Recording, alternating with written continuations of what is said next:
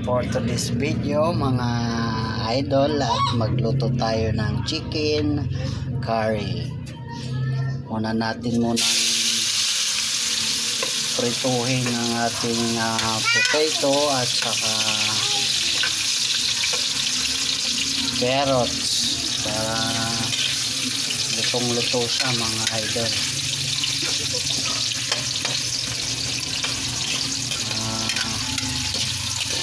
Tira tsamba to na luto, tirang probinsyano. Prito muna at pagka naluto na saka natin igisa ang ating at ayan na nga mga idol, luto na siya. Hahanguin muna natin at mag-isa na tayo para mag-isa na natin ang ating manok.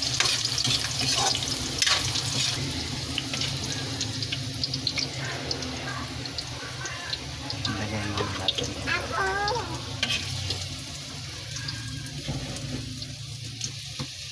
Dati maluwag ang ating area na doon, magandang ano. Ang kabilang bahay, di ba, malawak yan, maganda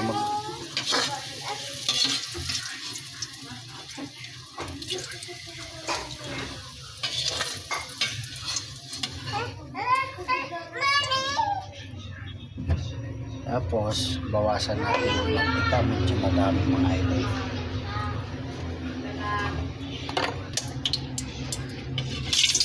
Medyo madami, salin lang natin.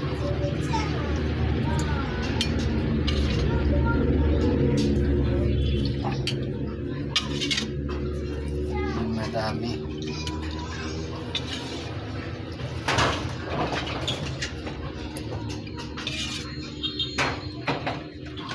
Ayan, pwede na.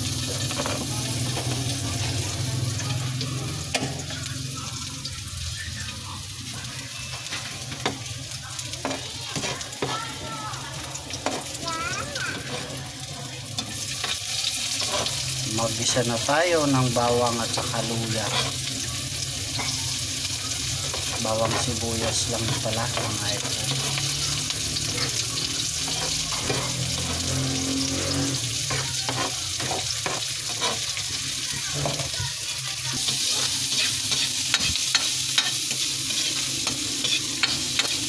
Bango talaga naman.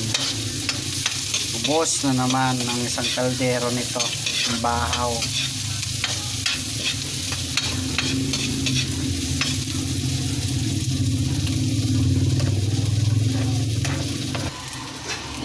Lagyan na natin ang ating manok.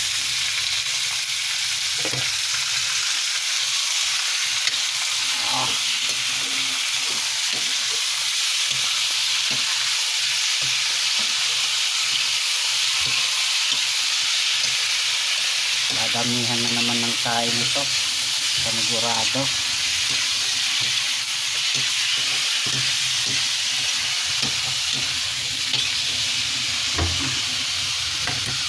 Lagyan natin ng paminta.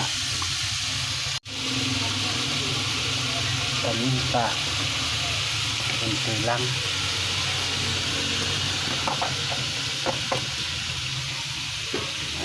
Tuto na rin tayo magluto ha. Ultimo lakime nung hindi ako marunong magluto mga idol.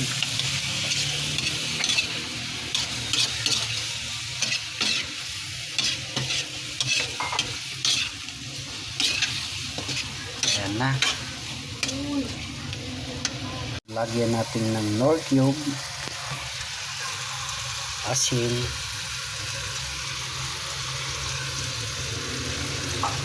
asin lang muna para matansya natin naman. Halo-haloin na lang natin ng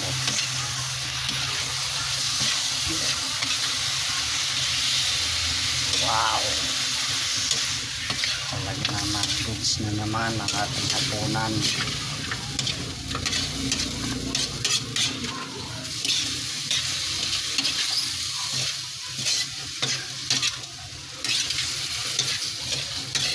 Talagang bungkag na naman ang bungkag ang bahaw nito. Pabundukan ng kanin. Gabundok ng kanin na naman ito. Ayan, hayaan natin yung katas niya ay lumabas. Saka natin mamaya lagyan ng gata. Saka chicken curry. Takloban muna natin mga idol.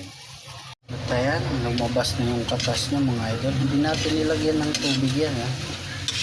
Akala nyo nilagyan ko ng tubig. Hindi. Yung katas lang niya. Ano pa yung tubig niya. Kung baka nagtubig ba, tubig. Lumabas yung mga taba-taba niya. Yan na oh.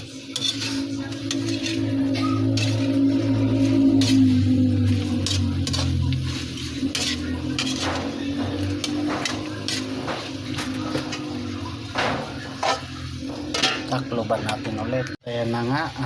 Lagyan na natin ng curry powder mga idol. Ayan na. Curry powder.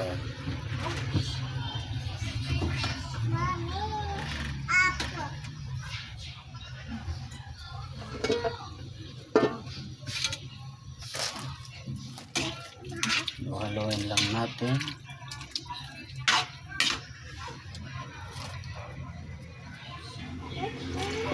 Dahil may latak pa.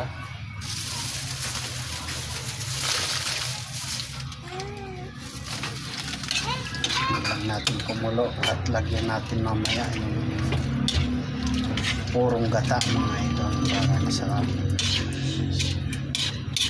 Yung pala yun.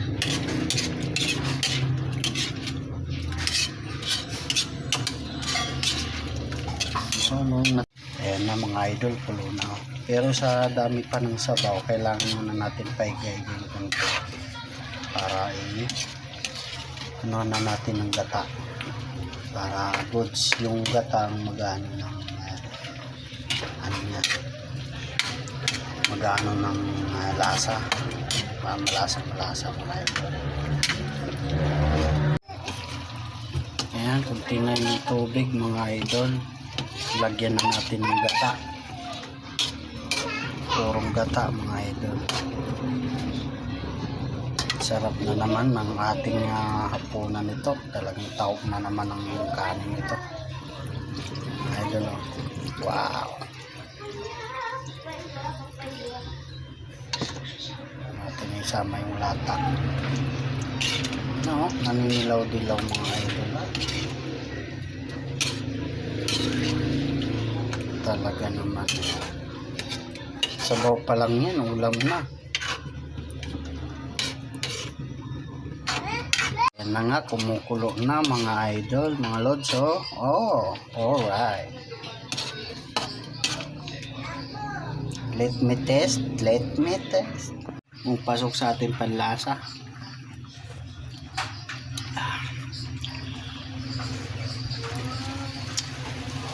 Goods na, pasok ang panlasa mga idol.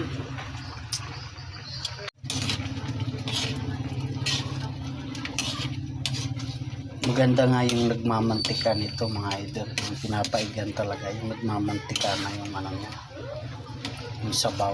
Yun ang pinakamasarap. Pero dahil mas masarap pa rin yung may sabaw kasi sabaw pa lang may ulam na.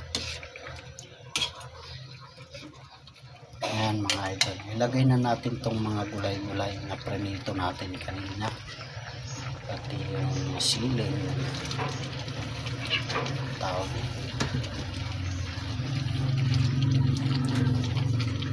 Ayan mga idol, pakuloy na lang natin yan.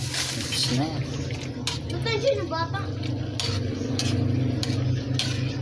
Malapit na rin pakinabangan. Talaga taob na naman ang ano nito.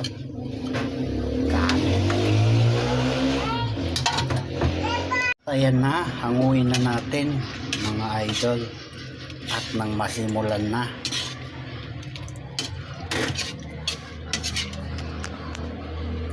Salin natin dito. Yan.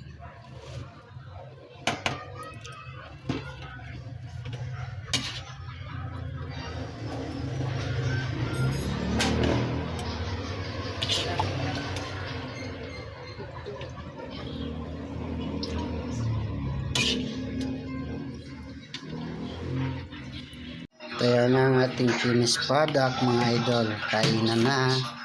Yan ang lalantakan na kanin. Oh.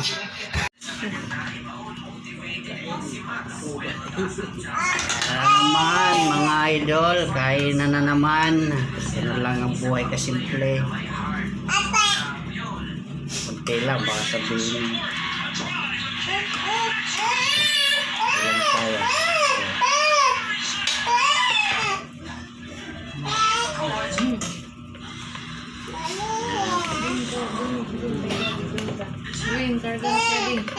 Oh, kaya yun na. Yan na. Yan o. Sarap.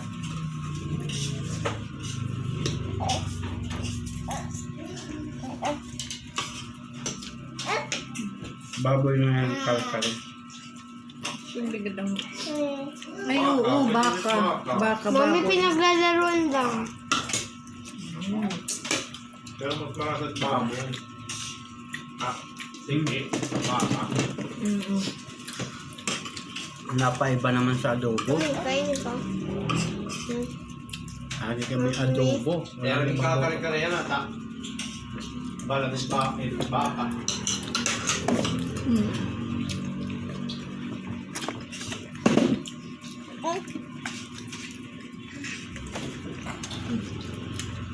Upo ka dyan, upo. Ayaw mo naman kumain. Upo ka lang dyan.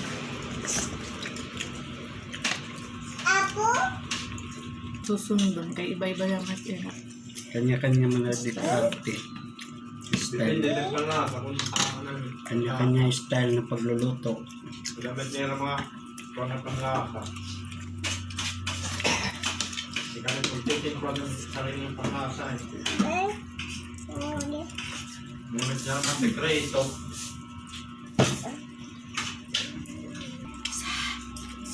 Pag birthday ni Ben, diyan pinahin ha, nag-chicken curry.